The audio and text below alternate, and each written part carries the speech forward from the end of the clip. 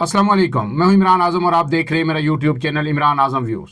नाज़रीन, आज की दिन की बड़ी खबरों के साथ आपके सामने हाज़िर हूं। तीन बड़ी खबरें हैं जो आपके सामने रखूंगा और फिर जो पस पर्दा जो मालूमात हैं, बैकग्राउंडर है, वो भी आपके सामने पेश करूंगा। पहली आज की जो सबसे बड़ी खबर है वो आर्मी चीफ है जनरल सैयद आसम मुनीर का अहम तरीन बयान है और पहली दफ़ा उन्होंने मीडिया पे आके इमरान खान के ख़िलाफ़ बराह रास्त यानी अपनी ज़बान से जो है एक बड़ा बयान दिया है। इससे पहले तो जो भी बात होती थी वो ISPR के ज़रिए की जाती थी या फिर कोई ज़राए से खबर आ जाती थी, लेकिन आज उन्होंने बराह रास्त मीडिया पर्सन के साथ जो उनका इंटरेक्शन हुआ उसमें एक बड़ी खबर दी, बड़ा बयान दिया। और फिर उस बयान में भी कुछ इंतहाई दिलचस्प चीज़ें हैं कि वो बयान कैसे पहले एक तरह से टीवी पे चला और फिर उसमें से दो तीन टिकर जो इंतहाई अहम थे वो हज़फ करके फिर मीडिया पे चले। इसकी क्या वजह है? और फिर इसके बाद जो आज अडयाला जेल में मुलाकातों का दिन था, अली अमीन गंडापुर की एक बड़ी मुलाकात हुई है इमरान खान से। तकरीबन 1 घंटा 40 मिनट से ज़ायद मुलाकात हुई है और उस मुलाकात का नतीजा क्या निकला वो आपके सामने रखूँगा।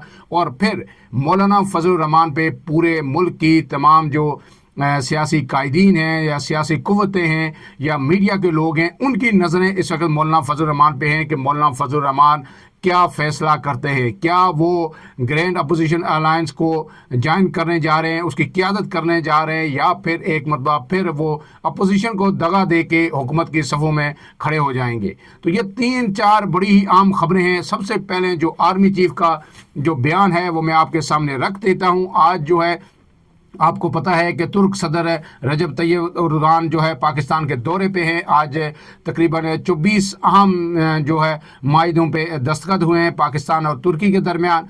और फिर वज़ीर-ए-आज़म शहबाज शरीफ ने वज़ीर-ए-आज़म हाउस में उनके एजाज़ में तुर्क सदर के एजाज़ में एक ज़ोहराना रखा था। वहाँ पे army chief general Syed Assam Munir भी पहुँचे और वहाँ उनकी गैर रस्मी गुफ्तगू हुई है मीडिया एंकर्स पर्सन से।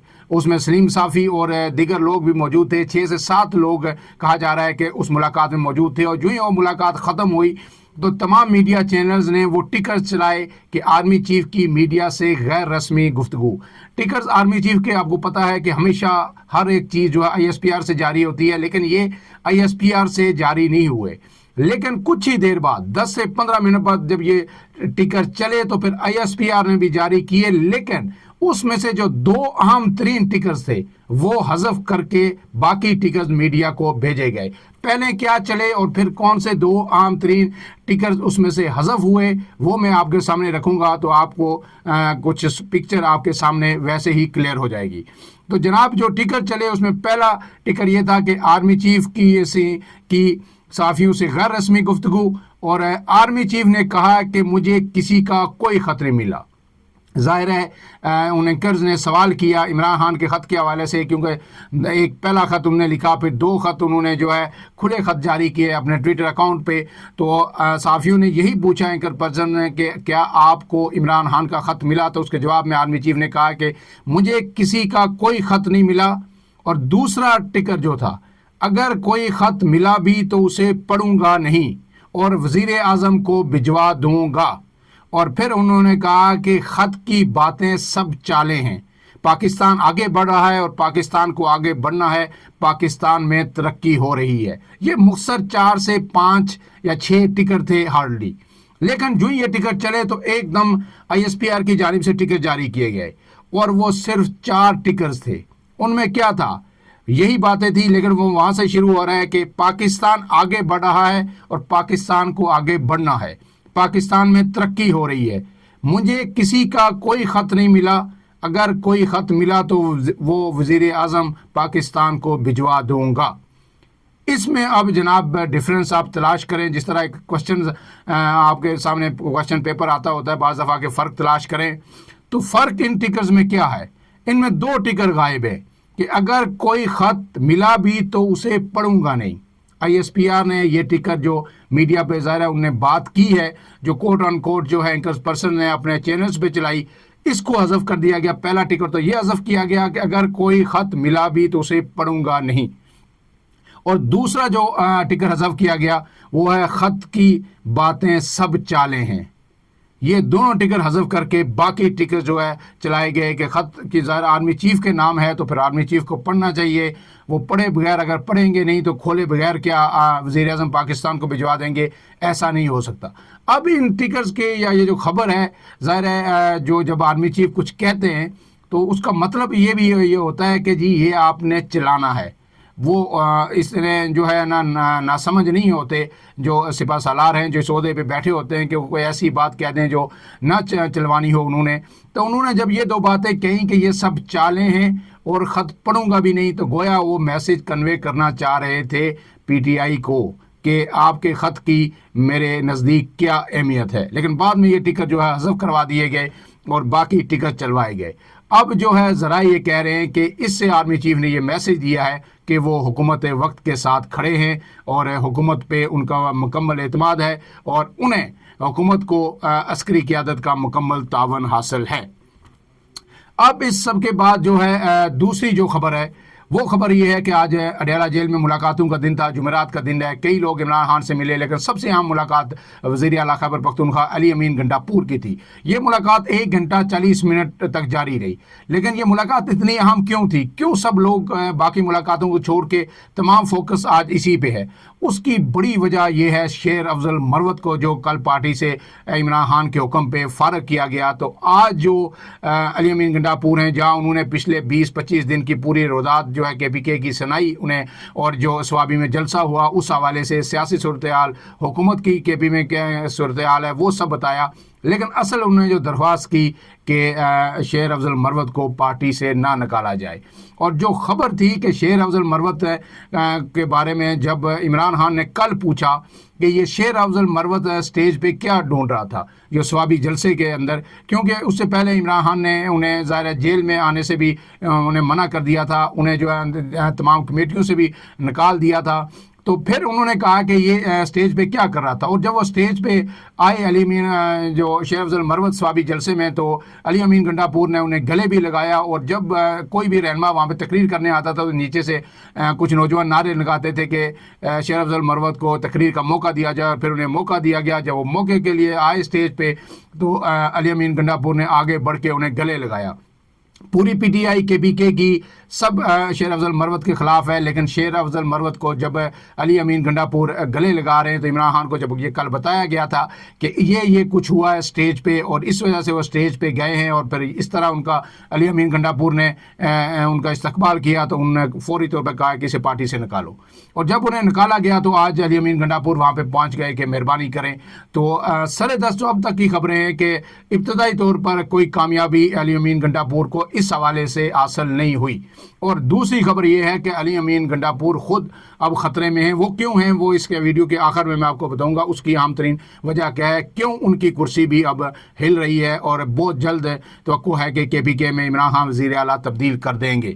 اس کی وجہ جناب یہ ہے کہ آج فضل الرحمان نے ایک مرتبہ پھر ان کے ایک اہم ترین بیان آیا ہے۔ پی ایف یو جے کی ایک تقریب تھی پی کا آرڈیننس کے خلاف جو احتجاج کر رہی ہے پی ایف یو جے، تو وہاں انہیں مدعو کیا گیا تھا اور انہوں نے وہاں خطاب کیا۔ ان کا خطاب میں مختصراً آپ کے سامنے رکھ دیتا ہوں، پھر یہ آپ کو بتاؤں گا کہ علی امین گنڈاپور کی کرسی کیوں ہل رہی ہے۔ تو مولانا فضل الرحمان نے اس تقریب سے خطاب کرتے ہوئے کہا کہ ہمارے 2 صوبے انتظامی لحاظ سے پاکستان سے کٹ چکے ہیں۔ بہت ہی تشویشناک بات وہ کر رہے ہیں کہ انتظامی طور پر پاکستان سے کٹ چکے ہیں، اور یہ 2 صوبے جو ہے، ایک ظاہر ہے کے پی کے اور دوسرا وہ کہہ رہے ہیں جب بلوچستان کے حوالے سے انہوں نے کہا کہ ان 2 صوبوں میں حکومت کی کوئی ریٹ نہیں ہے، شام ہوتے ہی وہاں مسلح گروہ معاشرے کو کنٹرول کر رہے ہیں، مگر اسلام آباد کے سیاسی دندوں سے ہم فارغ ہوں گے تو ملک کے لیے سوچیں گے۔ یعنی اسلام آباد میں جو کچھ ہو رہا ہے، جو جس طرح کے ماحول ہے، سیاسی ماحول جو کھچڑی پک رہی ہے اور جو کھینچا تانی ہے، اس کی طرف وہ اشارہ کر رہے تھے۔ اور ایک بات آگے انہوں نے اور کہی کہ پی ٹی آئی اور جے یو آئی کو دوبارہ لڑانے کی کوشش بھی کی گئی۔ ظاہر ہے قربتیں بڑھ رہی ہیں، پی ٹی آئی بار بار مولانا کے پاس جا رہی ہے کہ وہ گرینڈ الائنس میں شامل ہوں، انہیں پتہ ہے کہ اگر مولانا شامل ہوں گے تو تبھی اس کی طاقت بنے گی۔ آگے جو کہہ رہے ہیں کہ آمرو نے ہمیشہ سب سے پہلے میڈیا کا گلا گھونٹنے کی کوشش کی۔ میں نے ہمیشہ یہ کہا کہ حکومت صحافیوں کے لیے ضابطہ اخلاق نہ بنائے، صحافی خود بنائے۔ یقین ہے صحافی خود اپنے لیے ضابطہ اخلاق بنائیں گے تو سب سے بہتر ہوگا۔ اس سے آگے انہوں نے کہا کہ ہر ڈکٹیٹر نے آئین جمہوریت پارلیمنٹ پر شب خون مارا، 26ویں ترمیم کے نام پر آئین پر جو شب خون مارا گیا، ہم نے اس کا مقابلہ کیا۔ ملٹری کورس بنا کر عدلیہ کو لونڈی بنانے کی کوشش کی گئی، یہ بھی براہ راست الزامات جو ہے عائد کر رہے ہیں پارلیمان پہ اور اسٹیبلشمنٹ پہ۔ 26ویں ترمیم کی 56 شقیں تھیں، ہم نے حکومت کو باقی شقوں سے دستبردار کرایا اور انہیں صرف 22 شقوں پر لے کے آئے، مگر 2-3 مہینے کی منصوبہ بندی کے بعد پھر کچھ لوگ انسٹال کیے گئے۔ جو گویا فضل الرحمان بھی اب یہ اعتراف کر رہے ہیں کہ 26ویں آئینی ترمیم کو جو کہہ رہے تھے کہ میں نے شام کا سر کچل دیا، وہ سر کچلنے میں پوری طرح ناکام رہے، اور اس کے اثرات جو آئے ہیں اس سے جو ہے عدلیہ کے اندر جو کورٹ پیکنگ ہو رہی ہے، اور جس طرح کی عدلیہ کی اب صورتحال ہے، ہائی کورٹس ہوں و سپریم کورٹ ہو، وہ بڑی تشویشناک ہے مولانا کے لیے بھی، اور وہ بھی سمجھتے ہیں کہ ان کے لیے ہاتھ ہو گیا ان کے ساتھ۔ اب آگے جو مولانا نے مزید کہا کہ ججز یا چیف جسٹس کی تقرری میں پارلیمان کا کردار پوری دنیا میں ہے۔ 18ویں ترمیم میں آئین میں چیف جسٹس کی تقرری کا اختیار ڈالا گیا۔ ایک چیف جسٹس کی دھمکی سے یہ اختیار 19ویں ترمیم کے ذریعے نکالا گیا۔ ملٹری کورٹس کے حوالے سے جب وہ آئین میں اپنی بات نہ منوا سکے تو ایکٹ میں لے آئے۔ وہ کون؟ اسٹیبلشمنٹ، کہ جب اپنی بات نہیں منوا سکے تو آئین میں تو وہ ایکٹ کے ذریعے ملٹری کورٹ بنا دیے گئے۔ فضل الرحمان نے کہا ہے کہ ہماری کچھ قوتوں کو صرف اپنی اتھارٹی کی پرواہ ہے، ملٹری ہو یا ملیٹنٹ، اس سے عوامی رائے سے کوئی دلچسپی نہیں۔ ایک دفعہ پھر براہ راست حملہ ہے مولانا کا اسٹیبلشمنٹ پہ کہ ملٹری ہو یا ملیٹنٹ، انہیں عوامی رائے سے کوئی دلچسپی نہیں ہوتی۔ ملک میں پارلیمان کے کردار کو ختم کیا جا رہا ہے، جمہوریت اپنا مقدمہ ہار رہی ہے۔ ان کا کہنا تھا پیکا ایکٹ کے حوالے سے اعلان صحافیوں کے ساتھ کھڑا ہوں، پیکا ایکٹ پھیکا ایکٹ ہے، یہ ملک ہمارا ہے اور اس کی بقا ہمارے لیے ضروری ہے۔ طاقت مرد آباد، عدالت زندہ باد، ہم قدم بہ قدم صحافیوں کے ساتھ چلیں گے۔ اب جو آخری بات جو ہے کہ علی امین گنڈاپور کیوں فارغ ہو رہے ہیں اور مولانا ابھی تک جو ہچکچاہٹ کا مظاہرہ کیوں کر رہے ہیں گرین الائنس میں آنے کی، اس کی وجہ بنیادی طور پر ہے کہ علی امین گنڈاپور، مولانا فضل الرحمان اور ایون کے ساتھ جو فیصل کریم کنڈی ہیں جو گورنر، ان تینوں کی جو بیٹل فیلڈ ہے کے پی کے اندر وہ ڈی آئی خان ہے، اور ایک ہی حلقہ ہے NA-44 ہے شاید، جہاں سے جو ہے علی امین گنڈاپور کے بھائی جو ہے فیصل امین، وہ اس وقت رکن قومی اسمبلی ہیں، اور یہ ایک ہی حلقے سے کبھی ایک دفعہ 2008 میں علی امین کا وہ فیصل کریم کنڈی جیتے، پھر فضل الرحمان بھی جیتے رہے اور پھر علی امین بھی جیتے۔ اب جو فضل الرحمان یہ کہہ رہے ہیں PTI سے کہ جناب اگر میں آپ کے ساتھ آتا ہوں تو میرا تو آپ کا مقابلہ ہی KPK میں ہے، اور KPK سے بڑھ کر DI خان جو میرا گھر ہے، جو میرا حلقہ ہے، وہاں تو علی امین گنڈاپور آپ کا وزیر اعلیٰ ہے، تو میرے لیے کیا فائدہ ہے، کون سے نفلوں کا ثواب ہے کہ میں آپ کے ساتھ اس تحریک میں آؤں، اس حکومت کو اتاریں یا نئے الیکشن ہوں، آپ اقتدار میں آئیں تو پھر مجھے کیا ملے گا۔ تو ایسے میں جو جنید خان کو سامنے لایا گیا KPK میں، جنید اکبر کو، اور پھر جو ہے جس طرح کی سخت مزاحمت ہے اس وقت جو ہے علی امین گنڈاپور کے خلاف KPK میں، پارٹی کے اندر، PTI کے اندر، تو ایسے میں PTI سوچ رہی ہے کہ اگر مولانا کو اپنے ساتھ لانا ہے تو انہیں کچھ دینا ہوگا، اور اس کے لیے ظاہر ہے پہلی بڑی قربانی وہ علی امین گنڈاپور کی دے سکتے ہیں، اور اسے جواز یہ بنایا جائے گا کہ اپنے لوگ جو ہے نہیں چاہتے تھے، تفضع تھے، وہ پارٹی کو صحیح طرح سے چلا نہیں رہے تھے، گورننس جو ہے وہ بہتر نہیں تھی، گورننس کی صورتحال KPK میں خراب ہو رہی تھی، اس سے پارٹی کو نقصان ہو رہا تھا، لہٰذا انہیں تبدیل کیا جا رہا ہے۔ لیکن تبدیلی کے پیچھے جو اصل وجہ ہے وہ اگر مولانا کو ساتھ لانا ہے تو پھر KPK میں وزیر اعلیٰ تبدیل کرنا ہوگا، کیونکہ وہ مولانا کے حلقے سے ہی ہیں، کیونکہ پیپلز پارٹی تو کچھ دینے کی پوزیشن میں نہیں ہے، کیونکہ پیپلز پارٹی کا جو گورنر ہے وہ اتنا مضبوط امیدوار ایک دفعہ جیتے ہیں، لیکن اصل وہاں پہ مقابلہ مولانا اور علی امین گنڈاپور کے درمیان ہی ہوتا ہے۔